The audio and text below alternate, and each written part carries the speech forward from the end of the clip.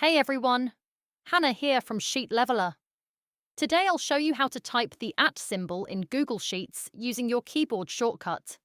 This is especially helpful when entering emails or using at mentions.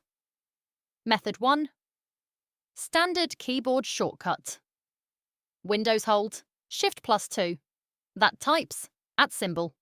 Mac hold Shift+2. Same shortcut on most Mac keyboards. If that doesn't work, keyboard layouts can change the location of @ by, for example, UK keyboard, Shift+'. Some European keyboards, Alt-key R+2. If your shortcut isn't working, check your keyboard layout. Make sure your language settings match your physical keyboard. Using @ for smart chips. In Google Sheets, typing @ opens a smart menu. You can mention people, insert files, add calendar events, insert smart chips. So typing @ does more than just create the symbol. Example. Type @Hannah.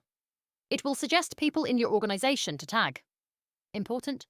If it opens suggestions automatically, that's normal in Google Sheets.